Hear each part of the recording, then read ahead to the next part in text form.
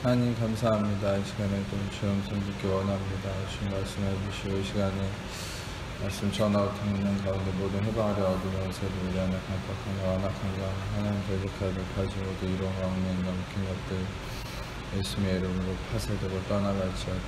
성령을 만들어서 환영을 초청하고 모셔드리고 인정하고 의지하오니 영광으로 임하시고 다스리시고 충만케 하시고 주의 나라를 낳아주시고 뜻이 안에서 이루어진 것 같이 땅에서 이루어지며 주께서 예비하신 그 심령 안에 30배, 60배, 100배의 차원 넘치를 가득하도록 이 시간 주장하시고 쌓여 주옵소서. 빛과 구원 되시 예수님의 그릇만 증거되어 계시되고 드러나시고 나타나시고 나오니 예수님 홀로 영광 받으시고 찬양 받으시며 오직 모든 영광 존귀 찬양 예수님 홀로 받아 주옵소서. 모든 영광 존귀 찬양 예수님께 올려드리오니 이 시간 오직 예수님만 계시하시고 드러나시고 나타나시고 영광 받아 주옵소서. 감사합니다. 주님 감사합니다. 주님 감사합니다. 영광 받아 주옵소서. 감사합니다. 예수님 감사합니다. 성령님 감사합니다. 아버지 감사합니다. 영광 받아 주옵소서. 모든 영광 주님께 올려드리오니 주님 홀로 영광 받으시옵소서. 감사합니다. 모든 영광 주님께 올려드리며 우리 사랑하시는 예수님 이름으로 기도합니다. 아멘. 열왕기하 4장 말씀 드렸습니다. 열왕기하 4장 1절에서 7절 저부터 읽겠습니다. 열왕기하 4장 1절에서 7절 저부터 읽겠습니다. 선지자의 제자들의 아내 중에 한 여인이 엘리사에게 부르짖어 이르되 당신의 종 나의 남편이 이미 죽었는데 당신의 종이 여호와를 경외한 줄은 당신이 아시는 바니이다. 이제 빚준 사람이 와서 나의 두 아이를 데려가 그의 종을 삼고자 하나이다 하니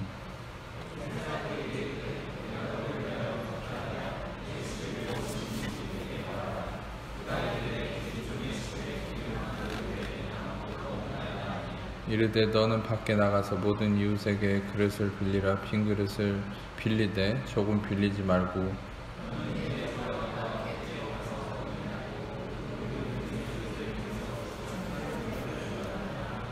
여인이 물러가서 그의 두 아들과 함께 문을 닫은 후에 그들은 그릇을 그에게로 가져오고 그는 부었더니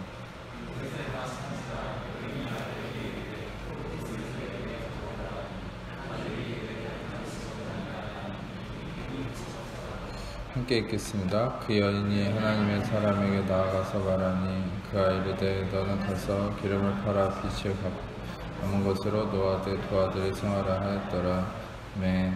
엘리사라는 이 선지자가 있었는데 그 선지자의 제자 중에 한 제자의 아내, 근데 이제 이 제자는 죽은 상태고 이 아내는 과부가 돼 있는 상태였어요. 근데 과부가 됐다는 건 생계가 없다는 거죠. 그래서 이 당시에는 여자가 직업을 가질 수 있는 환경이 아니었기 때문에 과부, 고아, 나그네들 가장 사회 최하층인 거예요. 가장 열악한 상황.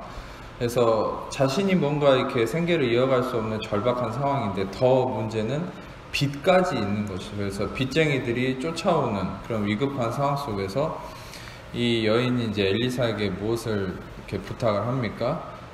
살아생전에 내 남편이 하나님을 경외했고 하나님의 사람이었고 그래서 당신도 엘리사 당신도 내 남편이 하나님을 경외한 사람이었던 것을 알기 때문에 나에게 은혜를 좀 베풀어 주라. 이 빚 가운데 또 빚쟁이한테 시달리는 이 상황 속에서 내가 어떻게 이 상황을 모면할 수 있을지 좀 하나님의 길을 알려달라 이렇게 이제 요청을 하는 것이죠. 심지어는 이 빚쟁이들이 두 아이를 종으로 삼고자 이렇게 쫓아온다는 이런 위급함을 또 알리기도 했습니다. 근데 이제 엘리사가 무엇을 얘기합니까?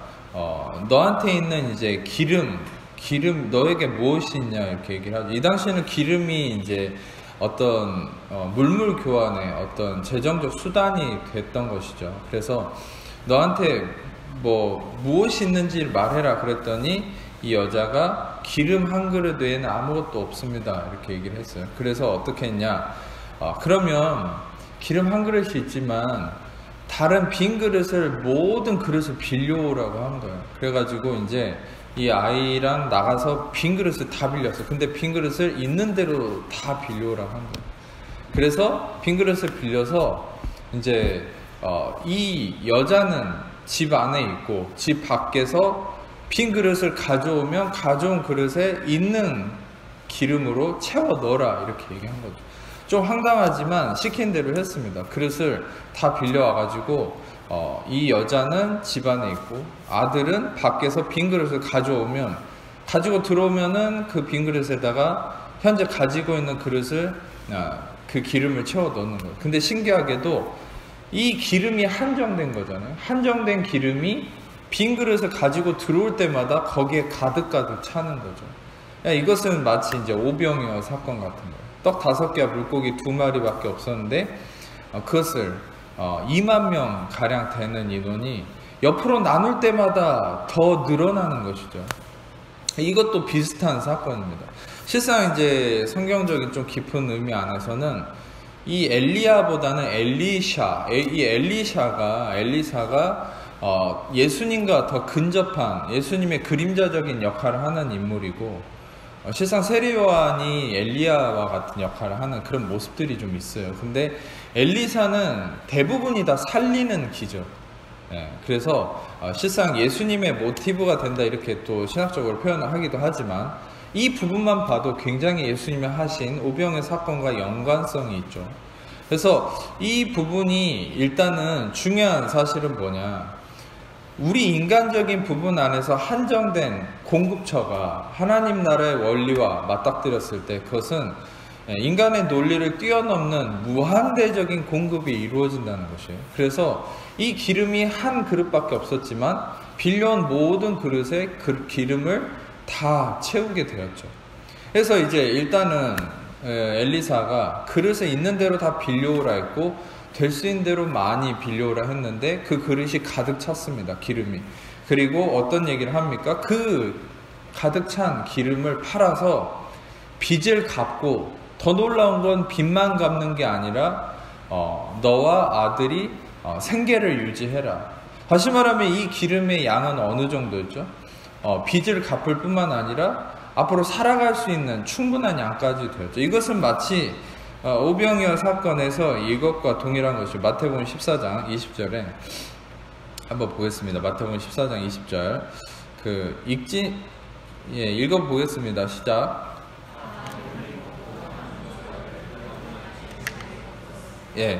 다 배불리 먹었다.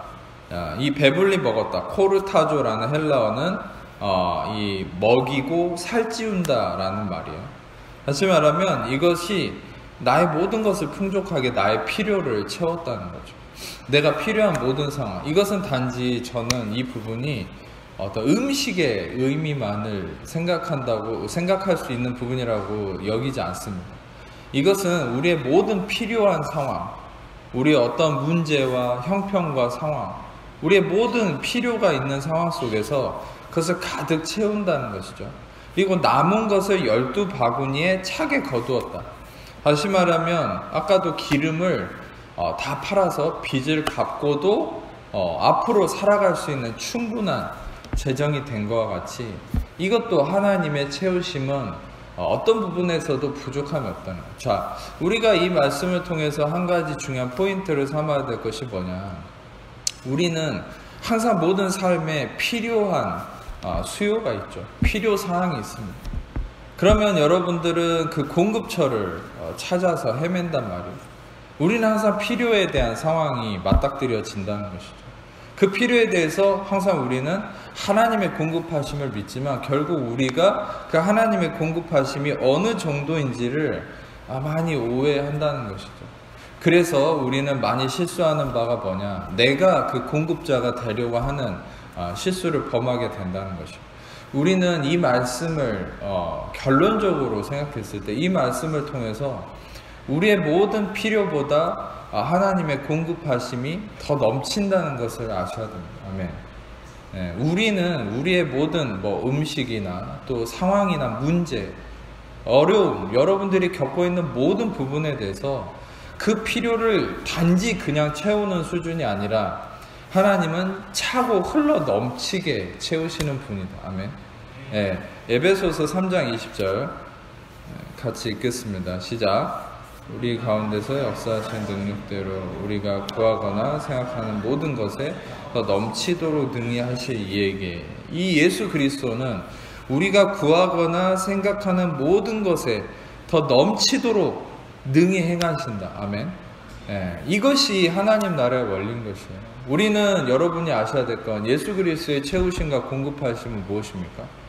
그것은 단지 여러분들의 그 죄값만 치른 게 아니라고 그랬죠. 여러분도 전에도 제가 이 복음의 원리에 대해서 설명을 했을 때, 예수님이 피 흘리심으로 인한 죄값을 치르심은, 여러분이 오해할 수 있는 부분은 뭐냐, 우리의 죄와 예수님의 피값이, 예수님의 생명값이 동등하다고 생각하는데 그것은 큰 오산입니다. 우리의 죄값보다 예수님의 피 흘림의 그 생명값이 더 무겁습니다. 아멘. 그러니까 여러분이 알아야 될 것은 우리의 죄값이 더 가벼운 거예요. 예수님이 우리의 죄값을 위해서 생명을 지불해서 피를 흘리시고 죽으셨다는 건 뭐냐, 더 많은 것을 갚아주셨다는 거예요. 오버페이 하신 것이죠. 예를 들어서 우리가 죄값이 10억이다 치면 예수님의 피 흘림의 그 생명값은 1조 원, 1000조 원 그 이상이 넘어가는 거예요. 그러면 여러분 더 많은 것을 갚아주신 거예요. 마치 오늘 그 기름을 통해서 빚을 갚고도 앞으로 살아갈 수 있는 충분한 생계가 유지되는 이 공급이 이루어진 것처럼, 예수님의 피값과 생명값이 지불된 것은 단지 여러분이 죄값만 치러진 것이 아니에요. 앞으로 여러분이 살아갈 수 있는 모든 것에 대해서 권한을 누릴 수 있는 권세로서의 대가 지불이 이루어집니다. 아멘. 예를 들어서 이것을 어떻게 표현할 수 있습니까? 이것은 계속 강조해도 부족하지 않을 원리이기 때문에 계속 여러분들한테 설명을 해야 될 부분인데, 여러분이 예를 들어서 아까도 얘기했듯이 죄값이 10억이에요. 근데 누군가가 와가지고, 여러분이 재정적으로 10억을 빚졌다고 해보세요. 10억을 갚아야 이제 자유해지잖아요. 10억을 갚기 전에는요, 여러분, 연예인들도 그런 분들 TV에 나오잖아요. 빚이 아직 몇십억이 있는데, 자기가 TV에 출연해가지고 월급이 들어오면, 출연료가 들어오면 바로 차압이 돼버리잖아요. 통장에 들어오기도 전에 그 사람 통장으로 다 돈이 나가버리죠. 내가 번 거. 그런 식으로 살면은 아무런 권한이 없죠. 내가 살 수 있는. 마치 여러분이 10억이라는 빚이 있다면 우리는 어떤 권한도 누릴 수 없는 상태인 거예요. 어떤 면에서는 그 빚쟁이의 노예가 돼 있는 거예요. 자, 그런데 누군가가 나를 위해서 100억을 무료로 갚아줬어요. 나를 위해서 100억을 갚아줬어요. 그러면 차액이 얼마입니까? 90억이요. 내가 기존에 빚진 10억보다 90억을 더 갚아줬어요. 여러분, 그러면 어떤 형편이 됩니까? 이전에는 그 빚쟁이한테 매여있는 존재였지만 그 빚쟁이한테 90억을 더 갚아줘 버리면 어떻게 됩니까? 내가 더 갚은 90억만큼의 권한이 생기는 거죠. 그래서 그 상대방한테 이제는 쫓겨다니는 게 아니라 90억만큼 요구할 수 있고 권한을 행사할 수 있는 능력이 주어지는 거예요. 여러분이 이 원리를 알아야 될 게 뭐냐, 예수님은 우리의 죄값만큼만 그 피값으로 지불한 게 아니라 우리의 죄보다 더 큰 것을 갚아주셨다. 그것은 뭐냐면 우리가 이제는 예수의 피의 권세로, 여러분, 그리고 그 이전에 여러분들은 누구한테 빚진 겁니까? 이걸 오해하면 안 돼. 신학적으로 정확하게 여러분들은 절대 마귀한테 빚진 존재가 아니에요. 마귀는 여러분한테 어떤 것도 요구할 권세가 없어요. 여러분, 우리는 원래 하나님께 빚진 존재예요. 하나님 피 흘리심으로 그 빚을 하나님께 갚아주셨어요. 그러면 여러분이 예수님이 더 갚아주셨잖아요. 그러면 여러분, 우리는 근본적으로 예수님의 피값으로 하나님 앞에 더 많은 것을 요구할 수 있는 권한이 생긴 거예요. 아멘. 그러니까 여러분들은 하나님 앞에 나아갈 때 빚쟁이 의식으로 나가지 마세요. 너희는 긍휼함을 얻고 때를 따라 돕는 은혜를 얻기 위해서 은혜 보좌 앞에 담대히, 눈치 보고? 아니요, 담대히 나아갈지니라. 아멘.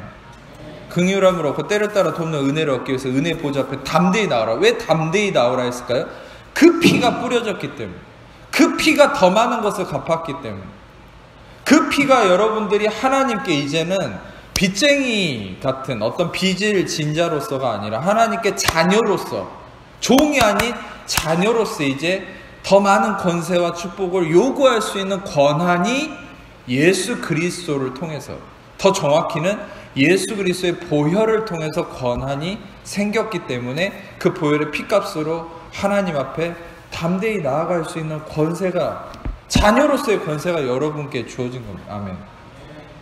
건강한 부모 자녀의 관계라면요, 건강하지 못한 관계가 아니라, 제가 전제를 건강한 부모 자녀의 관계라면, 자녀가 아무리 평상시에 실수를 많이 하고 부족한 게 많고 허물이 있다 해도 이 자녀는 항상 뻔뻔스럽게 아버지한테 나가서 뭔가를 요구할 수 있어요.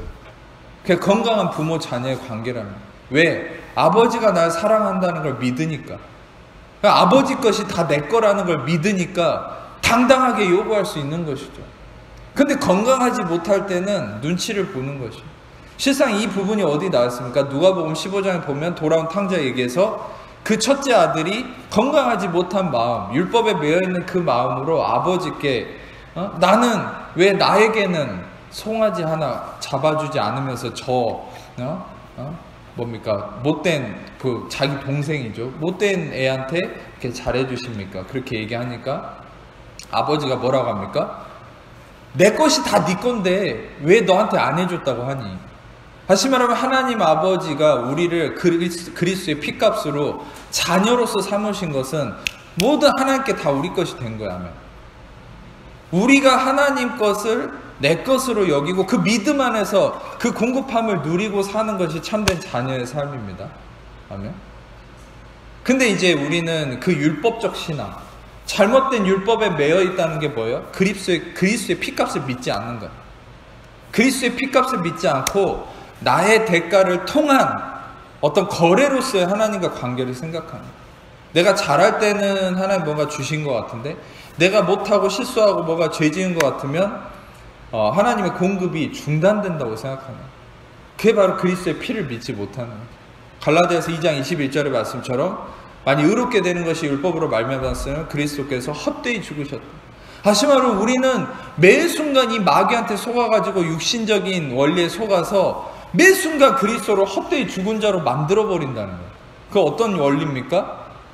내 육신한테 속아서 율법적 신앙에 매여가지고 하나님의 모든 공급하심을 값없이 누리는 게 아니라 내가 먼저 주님께 뭔가를 드려서 거래하는 식으로 이렇게 받으려고 하는 그런 엄청난 일을 하는 거예요. 그것은 근본적으로 그리스도의 피를 부인하는 일이 생겨버리는 거예요. 여러분들이 아셔야 될 것은 여러분들은 그리스도의 피값으로 말미암아 더 많은, 여러분의 죄보다 더 많은 것이 갚아졌고, 그로 인해서 여러분들은 하나님의 자녀로서, 여러분 더 이상 종이 아닙니다. 너희는 다시 무서워하는 종의 영을 받지 않았고 양자 영을 받았으므로 아바 아버지라 부르짖느니라. 아멘. 여러분들은 자녀의 영으로서, 자녀로서 이제는 그 피값으로 자녀가 되어서 하나님께 당당히 더 많은 것을 요구하고 누릴 수 있는 자가 된 것이죠. 아멘. 그래서 여러분들이 그 믿음 안에서 나아감이 중요해요. 로마서 5장 20절 같이 읽어보겠습니다. 예, 시작.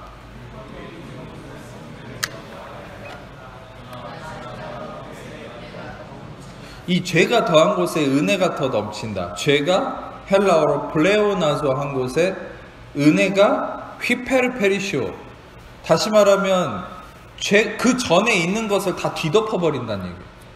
이 죄가 더한 곳에 은혜가 더 넘친다는 이 본질적 의미는 뭐냐? 아까 얘기했던 그 피값의 원리입니다.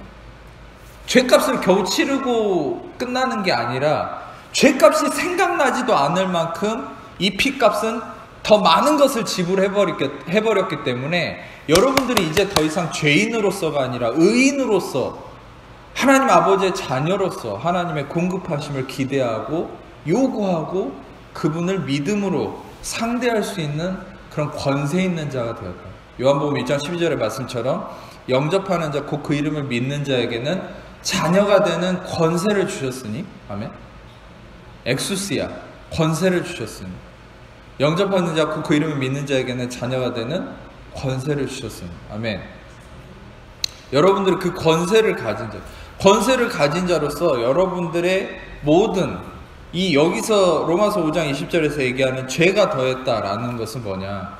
우리가 죄의 이 저주의 빛 가운데 묶여 있었다는 거예요. 근데 은혜가 더 넘친다. 이것은 예수님의 더 값진 피값이 치러졌다는 것이죠.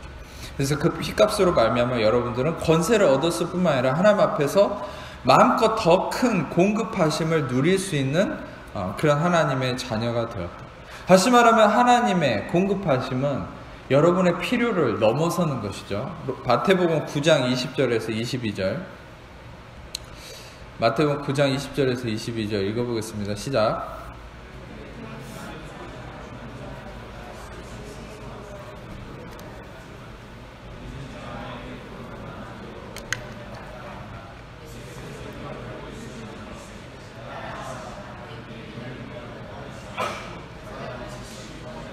네, 이 사건을 보세요. 하나의 예시로 드는 사건이지만 혈루증을 앓는 여인이 예수님을 만졌을 때 이 은혜이신 예수님을 통해서 능력이 임해서 어떻게 됐습니까? 병이 치유된 것만이 아니라 병만이 아닌 진정한 영혼의 구원까지 입었죠. 다시 말하면 하나님의 이 공급하심은 어떤 하나만 채워지는 것이 아니라는 거예요. 여러분의 전인격을 새롭게 하는 은혜가 있는. 그래서 요한 3서 2절에서는 우리 하나님의 자녀들이 누리는 근본적인 축복의 어떤 본질적 모습이 나왔죠. 그게 뭡니까? 사랑하는 자여. 여기서 사랑하는 자여라는 말은 아가페토스. 이건 뭐냐? beloved. 사랑받는 자라는 말. 사랑하는 자, 내 영혼이 잘됨 같이 내가 범사에 잘되고 강건하기를 내가 강건. 다시 말해 우리는 영혼이 잘된 같이 범사가 잘되는, 모든 전인격이 잘되는 하나님의 공급하심 안에 있습니다. 아멘. 여러분이 알아야 될 것은 로마서 8장 28절에 또한 어떤 말씀이 있습니까? 하나님의 사랑하는 자 곧 그 뜻대로 부르심을 입은 자에게는 모든 것이 합력하여 선을 이룬다. 다시 말하면 하나님의 이 은혜의 공급하심에 있는 하나님의 자녀들은 모든 것이 합력합니다. 넘치도록 풍성함 가운데 겨우 그 필요만 채워주시는 것이 아니라 그것에 더 넘치도록 채우신다. 여러분, 솔로몬이 하나님께서 원하는 것을 구해라 했을 때 샤마을 레브, 다시 말하면 듣는 마음을 주세요, 지혜를 주세요라고 했잖아요. 그것이 하나님 마음에 합하게 여겨져서 하나님은 지혜와 더불어서 장수와 부귀와 영화 모든 축복을 더하셨죠. 하나님은 여러분에 대한 채우심이 모든 것에 넘치도록 풍성히 채우시는 분이심을 믿습니다. 아멘. 예, 이 믿음 안에 거하셔야 된다는 거예요. 이 믿음 안에 풍성히 채우시는 분, 그 풍성히 채우실 수 있는 근거가 뭐예요? 예, 항상 기반은 아까도 얘기했듯이 그리스도의 보혈의 능력이, 그 값이 지불됐기 때문에, 예수 그리스도의 피값이 치러졌기 때문에. 자, 그런데 자 보세요. 창세기 2장 16절에서 17절을 읽겠습니다. 시작.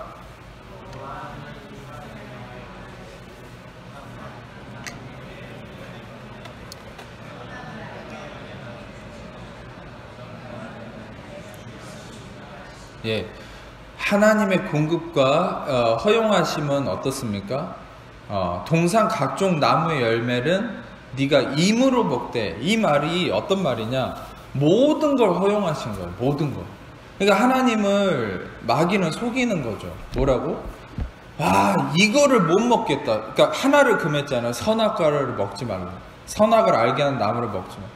근데 그 하나를 금했고 모든 걸 허용했는데 사단은 뭘 보게 하는 겁니까?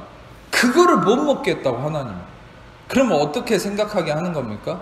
그것을 못 먹겠으니까 하나님은 결핍이 있는 존재같이, 뭔가 여러분에 대한 그 공급하심이 결핍이 있고 제한적이고 굉장히 협소한 것처럼 하나님에 대한 왜곡된 이미지를 심어준다.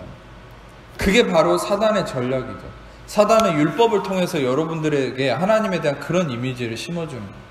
율법이라는 건 다시 말하면 이 선악을 알게 하는 나무처럼 제한적이죠. 이거 해야 되고 하지 말아야 돼요. 근데 하나님 원래 은혜의 진리 안에서 모든 것을 임으로 먹되 모든 것을 허용하시는 이 완전한 공급하심 안에 인간을 두신 것이죠. 자, 그런데 중요한 것은 이 상황 속에서 인간이 무엇을 행했습니까? 인간은 이 선악을 알게 하는 나무를 먹었죠. 그것은 인간의 이제 이 사단에게 속아서 실수하는 이 자기가 주체됨을 통한 실패의 어떤 문제인데, 자, 이걸 생각해 보세요. 하나님 원래 인간을 은혜 아래 두셨어요. 그리스도 예수님의 그 선하신 은혜 아래 두셨어요. 은혜 아래서 풍성한 하나님의 공급하심을 누리고 사는 존재로 부름받은 것이 인간. 그런데 인간은 선악을 알게 하는 나무, 즉 먹지 말라고 한 그것을 먹었습니다. 그것은 무엇입니까? 자기가 이제 주체가 돼서 하나님의 공급하심을 믿는 게 아니라 자기가 공급자가 되기로 스스로 서버린 거죠. 선악을 알게 하는 나무를 손을 댔다는 건 뭐냐? 그것은 이전에는 하나님의 공급하심 안에서 풍성함을 누렸는데, 임으로 모든 생명나무를 먹었는데, 에덴 동산에 있는 거예요. 선악을 알게 하는 나무를 선택함으로 말미암아서 자신이 공급자가 되기로 결정합니다. 그러니까 어떤 저주를 받았어요? 하나님이 이제 인간에게 창세기 3장을 보면 저주하실 때 어떻게 저주합니까? 너는 평생토록 이제 수고해야 땅의 소산을 얻을 거다. 근데 그 이전에 땅도 저주를 받았죠. 땅이 저주를 받았는데 이 저주받은 땅에서 너가 수고를 해야, 그 수고는 건강한 수고가 아니죠. 성경의 히브리 원어로 있자본, 이거는 고통과 슬픔을 경험해야만 소산을 얻을 거다. 근데 저주받은 땅이 무슨 소산을 주겠어요? 다시 말하면 인간이 스스로가 공급자가 되기로 결정하는 순간 하나님은 그 저주 아래 넣어버렸죠. 그래, 네가 공급자가 돼서 이 저주받은 땅에서 고통과 슬픔 가운데 한번 공급을 이루어내 봐라. 무엇을 공급받을 수 있는지. 인간을 그 저주 아래 두셨는데 인간은 아무것도 공급받을 수 있는 상태가 아니었죠. 그러나 하나님 그 가운데서도 긍휼을 베푸셔서 가죽옷을 입히셨죠. 그게 무엇을 의미합니까? 예수 그리스도를 통한 공급하심의 길을 열어주셨어요. 그래서 이제 전에도 설교했듯이 창세기 4장에 바로 이어지는 부분이 가인과 아벨의 사건을 통해서 이 아담과 하와가 또 온 인류가 이 저주 아래서도 바로 예수 그리스도를 상징하는 동물의 제사, 피 흘림의 제사를 통한 하나님의 공급하심을 경험할 수 있는 길을 열어주셨다는 걸 우리가 확인할 수 있어요. 여러분, 우리에게 있어서는 유일한 우리가 공급받을 수 있는 길은 하나님이신데, 그 하나님은 바로 예수 그리스도의 피 흘림의 대가 지불을 통해서만이 여러분에게 공급이 흘러가게 하십니다. 아멘. 근데 가장 아멘. 아멘? 듣고 있습니까, 설교? 아멘. 자, 여러분들은 아까도 얘기했듯이 여러분들 안에 이 공급이, 하나님으로부터 일어나는 공급이 누구를 통해서 흘러간다고요? 예? 듣고 있습니까? 누구를 통해서 흘러간다고요? 다음부터 다 이 앞줄에 앉으라고 해야 되겠, 별로 몇 명 되지도 않은데. 예수 그리스도를 통해서 공급이 흘러간다고요. 자, 여러분, 예수 그리스도의 피값을 통해서만 하나님의 공급이 흘러갑니다. 여러분, 하나님의 공급하심은 여러분들이 가장 근본적으로는 하나님을 통해서 무엇을 공급받습니까? 의로움을 공급받죠. 재정이나 물질이나 그런 게 먼저 공급되는 게 아니에요. 하나님을 통해서 예수 그리스도를 통해서 하나님의 의로움이, righteousness of God, 의로움이 공급되는 거예요. 여러분들에게 전에도 설명했듯이 이 의로움이 있기 때문에 우리가 하나님의 자녀로서 필요가 채워지는 거예요. 절대 불의한 자에게는 하나님의 공급하심이 이루어지지 않습니다. 네. 여러분이 하나님의 자녀가 됐다는 건 무엇을 의미하냐? 여러분이 그리스도를 통해서 하나님의 의가 공급되었다라는 의미입니다. 네. 하나님이 죄를 알지도 못하신 이를 우리를 대신하여 죄로 삼으신 것은 우리로 하여금 그 안에서 하나님의 의가 되게 하려 하십니다. 아멘. 네. 하나님의 의가 되었기 때문에 하나님의 자녀로서 여러분이 공급하심 아래 있을 수 있다는 거예요. 그래서 1차적으로는 가장 본질적인 건 그리스도를 통해서 여러분이 하나님의 의를 공급받아, 그리스도의 피값을 통해서 의를 공급받아, 그 의로움을 기반으로 물질과 건강과 장수와 부귀와 영광과 이런 축복이 여러분의 필요가 채워집니다. 그래서 여러분들은 매번 그래서 왜 이 은혜 복음을 통해 여러분이 항상 확신해야 될 게 뭐냐? 제일 중요한 게 뭐냐? 죄사함과 의롭다함. 그리스도를 통해서 죄사함과 의롭다함이 공급되었다. 죄사함과 의롭다함. 요걸 붙잡는 게 중요한 것이. 아멘. 자, 이사야 59장 1절 말씀 같이 읽겠습니다. 시작.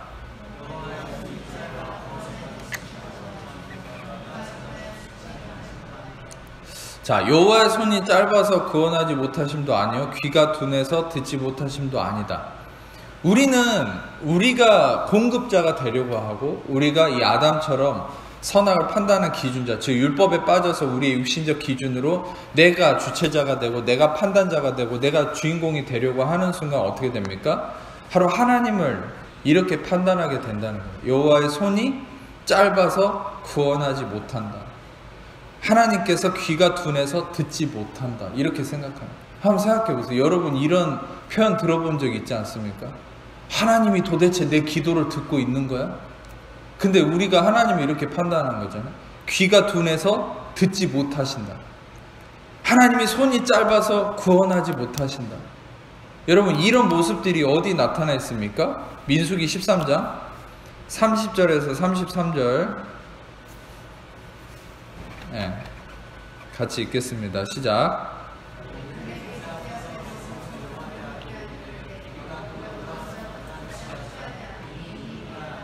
그와 함께 올라왔던 사람들이 이르되 우리는 등이 올라와서 백성을 치지 못하리라.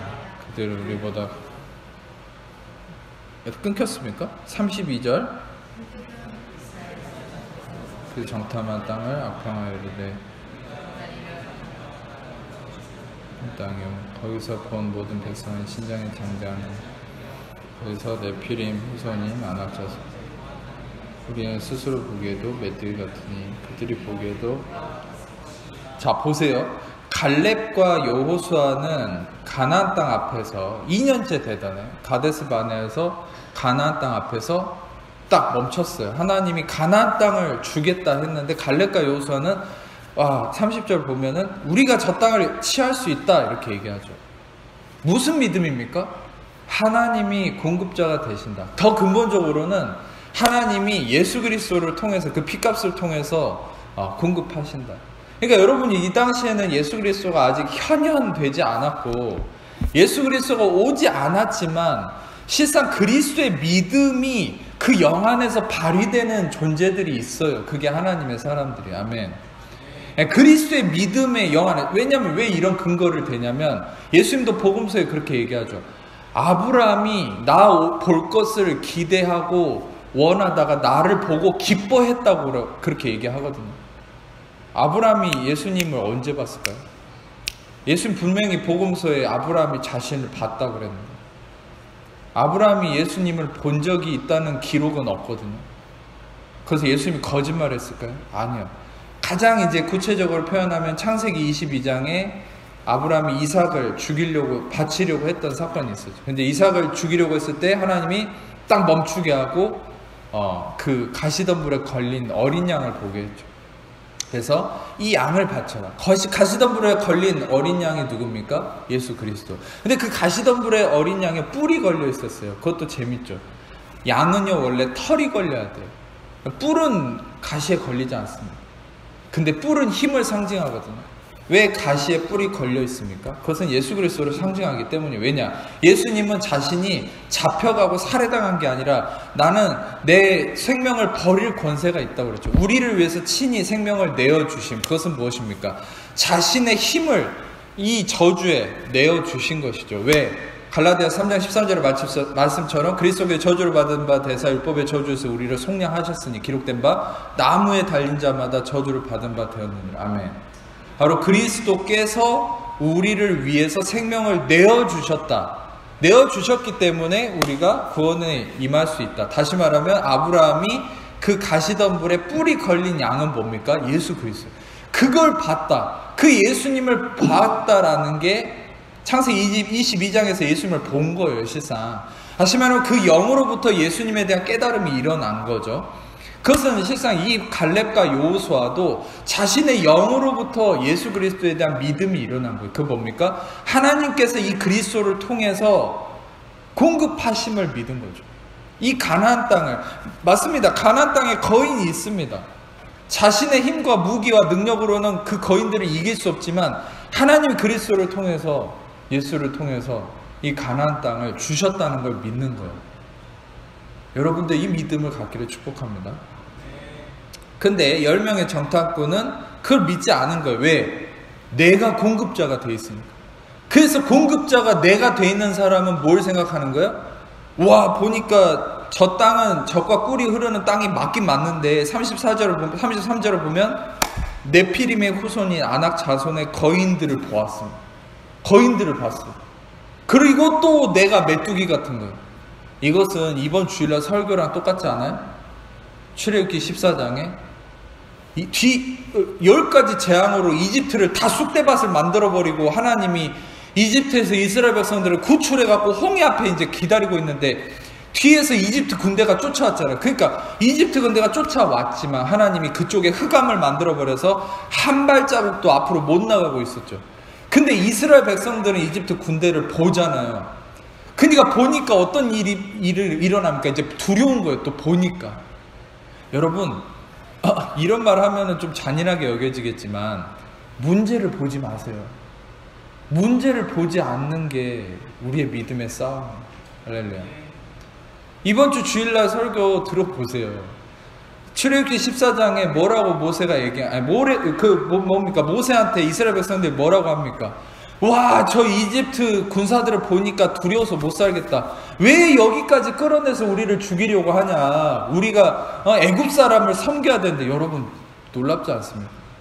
이집트를 10가지 재앙으로 쓸어버리고 구출시켜 줬는데 그 상황에서 두려우니까 우리는 이집트 사람들을 섬겨야 되는 사람들이었다, 이런 식으로 얘기하는 거예요. 얼마나 완악한 거예요. 하나님의 도우심을 전혀 기억치 않는 거죠. 그런데 모세가 뭐라고 했습니까? 너희는 오늘 이 시간에 야훼께서 너희의 구원이심을 보라. 하나님이 너희의 구원이심을 보라. 그것은 히브리어로 예슈아죠. 하나님의 구원을 보라. 이 애굽 사람들을 너희가 다시는 보지 아니하리라. 할렐루야. 네. 그 말씀대로 됐어요. 하나님께서 또 그 다음 절에는 야훼께서 너희를 위해서 싸우시리니. 할렐루야. 네. 그리고서 홍해가 갈라져서 지나가고 이집트 군사들은 거기에 한 명도 남김없이 싸그리 죽었잖아요. 애굽 사람을 다시 보지 않아도 됐어요. 보세요. 공급하심은 오직 하나님이 이루십니다. 공급하심은 여러분과 저에게 있는 게 아니에요. 실상 이 말씀은 저 자신에게도 하고 있는 거예요. 공급하심은 하나님께 있습니다. 창세기 15장 1절 같이 읽어보겠습니다. 시작.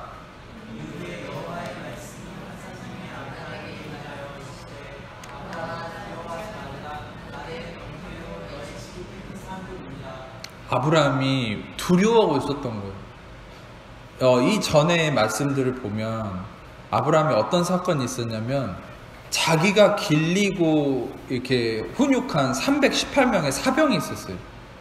근데 이제 4개 연합국이, 여러분 생각해 보세요. 318명이 4개 연합국을 상대하는 거예요. 근데 하나님의 능력으로 이 아브라함의 318명이 4개 국가 연합을 이기고 돌아왔어요. 자기 조카랑 모든 소유가 다 뺏겼었는데 이기고 돌아왔어요. 근데 아브라함이 두려워하고 있었다는 거예요. 왜 두려워했을까요?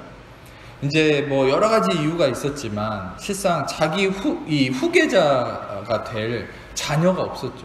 전에도 표현했듯이 이 당시에는 부족 사회였기 때문에 족장이 자녀가 아들이 없는 거는 어떻게 표현할 수 있냐면 재벌이 돈이 없는 거랑 똑같은 거예요. 말은 재벌인데 돈이 없어요. 그 말이 됩니까?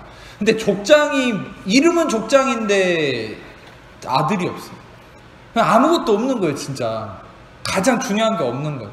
이 절박함 속에 있는, 그러니까 두려웠던 거죠. 또 한 가지 뭡니까? 내게 연합국을 물리치고 왔는데 이제 보복을 당할까봐 두려운 거예요. 근데 이 상황 속에서 이 두려움의 근원은 뭡니까? 우리는요, 항상 우리의 두려움의 근원이 뭔 줄 알아야 돼요.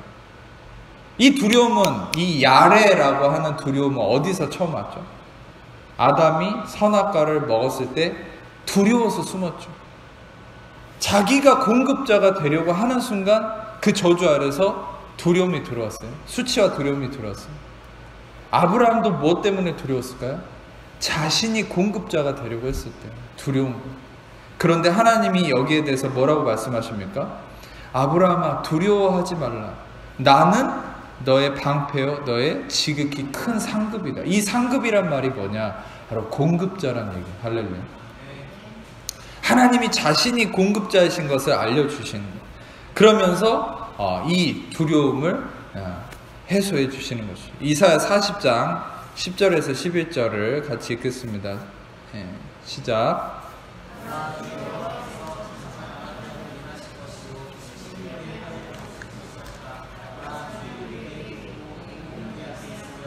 그는 목자같이 양떼를 먹으시고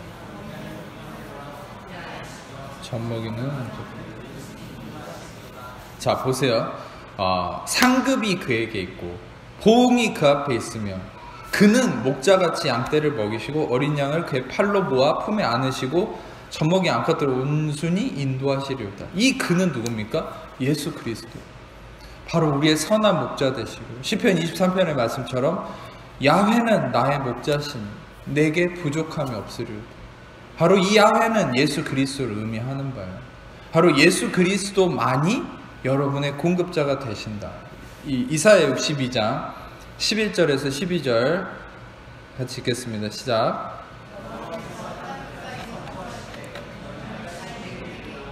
보라, 내 구원이 이루었느니라. 보라, 상급이 그에게 있고 공이 그 앞에 있느니라. 사람들이 너를 일컬어 거룩한 백성이라. 여호와께서 거룩하신 자를 하였고 또 너를 일컬어 찾은받은 자라. 버림받지. 자, 보세요. 내 구원이 이르렀느니라. 항상 이 구원이라는 히브리어를 잘 기억하세요. 이것은 예슈아, 바로 말 그대로 예슈아, 예수님. 이 구원, 이 예수님이 이르렀고 상급이 바로 이 공급하심이 예슈아에게 있다. 예수 그리스도에게 있다. 그리고 그분께서 여러분을 구속하시고 버림받지 아니한 성읍이 되게 하리라. 할렐루야. 여러분들의 모든 공급하심은 예수 그리스도 안에 있습니다. 근데 실상 여러분들은 어떤 존재라고 요한복음 15장에 얘기했습니까? 나는 포도나무요 너희는 가지니 나를 떠나서는 너희가 아무것도 할 수 없다. 가지가 포도나무에 붙어 있을 때에만 많은 열매를 맺을 수 있다. 여러분들은 가지로서 여러분의 존재의 그 의미를 이해하셔야 됩니다.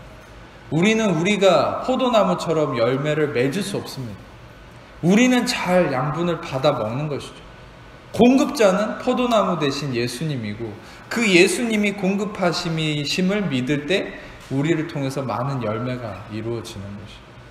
여러분들 어떤 문제에 대해서 여러분이 공급자가 되기를 중단하십시오. 포기하세요. 여러분의 두려움에 지금 그 어떤 문제에 대한 두려움의 근원은 바로 여러분이 공급자가 되어 있기 때문입니다.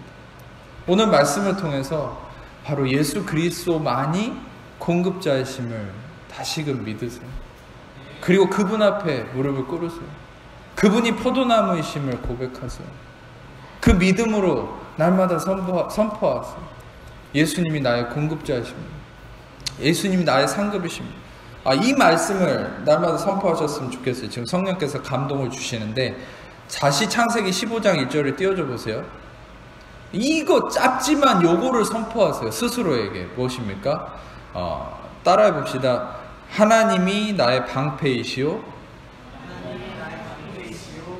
하나님이 나의 상급이십니다. 다시 따라합시다. 예수님이 나의 방패이시고 예수님이 나의 큰 상급이십니다. 여러분, 바로 예수님이 여러분의 방패고 상급이고 바로 그 말은 예수님이 모든 보호막이 되시고 그 피로 이집트의 모든 죽음의 사자가 그 어린 양의 피가 발라진 곳은 그 죽음이 이르지 못했잖아요. 예수의 피가 여러분을 보호하고 계십니다. 아멘. 그리고 예수님이 여러분의 공급자가 되고 계십니다. 끊임없이 공급하고 계십니다. 여러분이 공급하기를 멈추면, 여러분이 공급자가 되기를 멈추면 그분의 공급하심이 여러분의 문제를 해결해 나갈 것입니다. 아멘. 그것을 좀 전문 용어로 여러분이 공급자가 되기를 포기하고 그분의 공급하심을 받아들인다라는 이 원리가 뭐냐? 바로 안식함의 원리. 내가 안식하면 하나님이 일하시고, 내가 일해버리면 하나님이 쉬어버려요. 하나님이 일하셔야죠. 여러분은 안식하고, 할렐루야. 그 안식 속에서 그리스도의 공급하심을 누리시기를 축복합니다. 제가 기도하고 마치겠습니다. 하나님, 말씀을 통해 주님만이 우리의 공급자심을 믿음으로 고백하고 나아가오니 주님께서 우리의 공급자로서 우리를 채우시고 인도하시는 놀라운 역사를 이루시고 함께하여 주옵소서. 다시금 모든 공급하심을 통해 우리 모든 여기에 함께하는 형제 자매들이 모든 문제가 해결되고 또 채워지며 승리를 경험하는 은혜가 있게 하여 주옵소서. 예수님만이 우리의 방패이시고 공급자이심을 믿습니다. 감사 찬양 올려드리며 우리 사랑하시는